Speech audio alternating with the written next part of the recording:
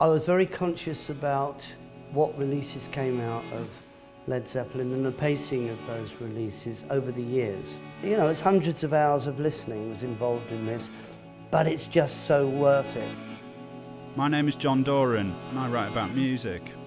In this new series of British Masters for NOISEY, I've been speaking to notable figures from the field of popular music who also happen to feature heavily in my own record collection. After interviewing Noel Gallagher and Viv Albertine recently, this week I turn my attention to another musical outlier, Jimmy Page.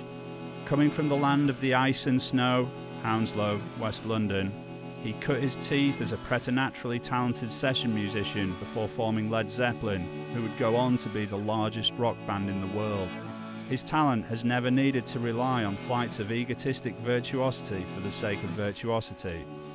Despite this, he remains a colossal presence who towers over contemporary rock music. It's my pleasure to introduce Led Zeppelin's Jimmy Page. Hi. Hello there, hi. When John Bonham died, you did what most bands would have been too afraid to do. You know, you showed your 100% solidarity by calling time on Led Zeppelin. Anyone who's ever lost a friend will understand completely why personally you did that. But I'm wondering, musically, what was it about John Bonham that made him irreplaceable? Well, because it was an inventive band that was improvising, each concert that we did was different. So it wasn't feasible that you could create honestly at that point of time what Led Zeppelin was doing with another drummer, because what would you say? Would you say, well, we want you to learn this bit that we did on this night and this bit, which was something which was created of the event in a live situation.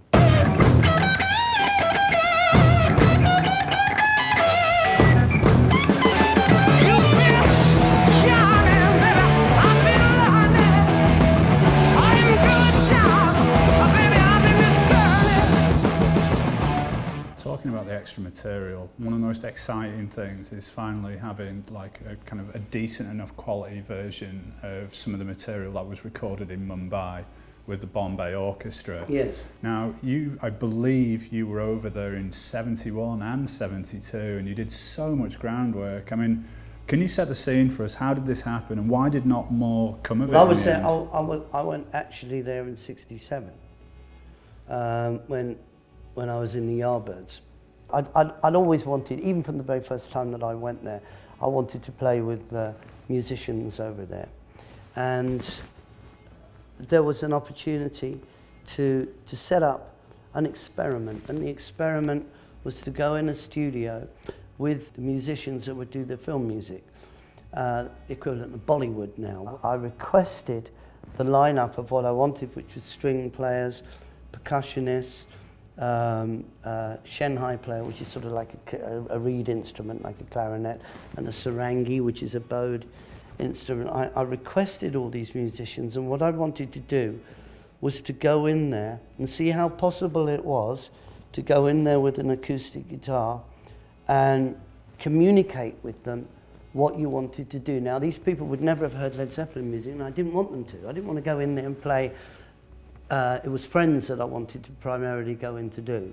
And boy, oh boy, they were phenomenal, because they were classically trained musicians whose technique was just extraordinary.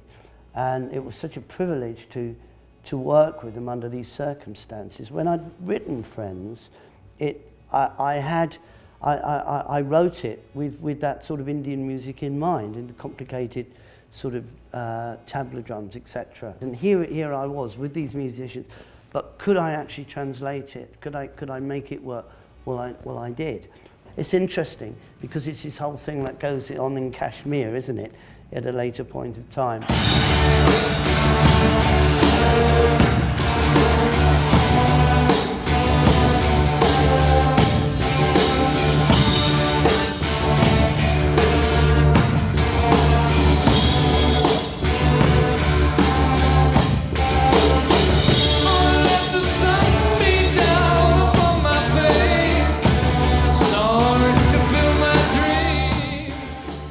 to the end of what seems to have been a fairly intensive period of remastering and reissuing the full Led Zeppelin back catalogue, a process which you seem to have been helming on your own.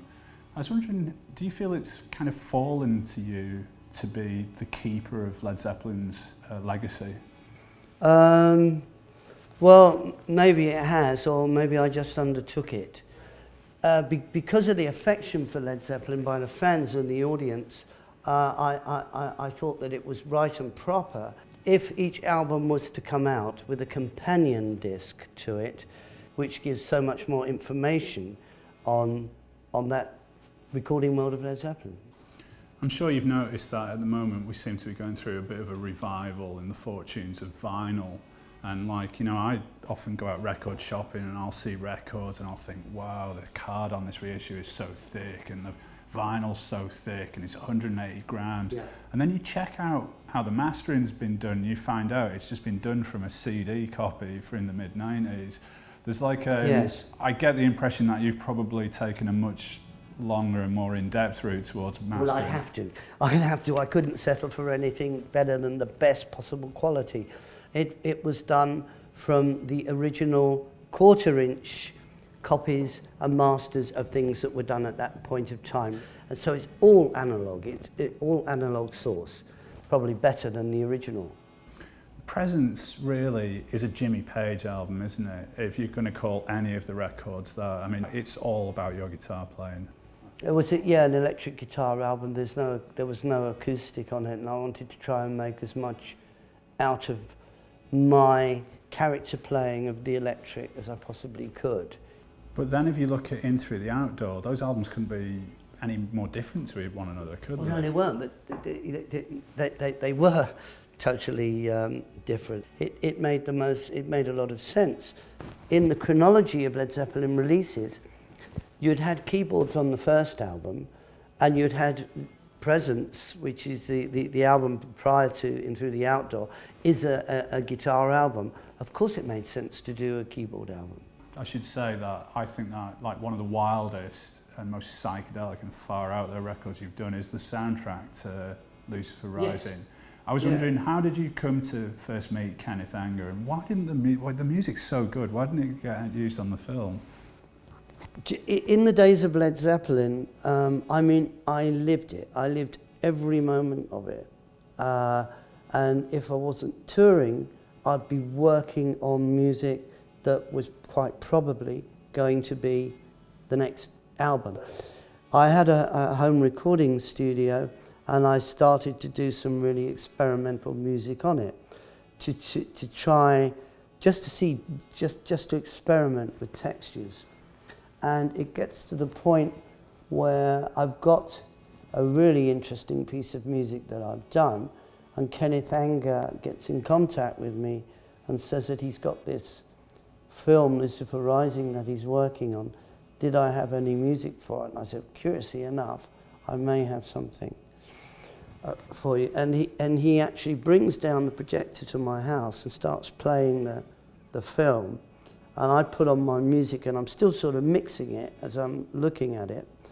And the thing seems to fit perfectly, you know, for the mood of what he's doing.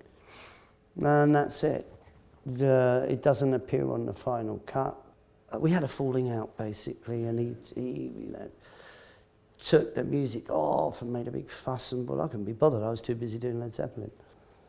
But it seems now that more people have heard my music than seen the film. So I suppose that's interesting. There wasn't any specific choice between getting three. It's just that my albums aren't filed alphabetically, and it's the first one I found this morning. Yeah, all right. Well, that's interesting. Then it was an intervention. Yeah.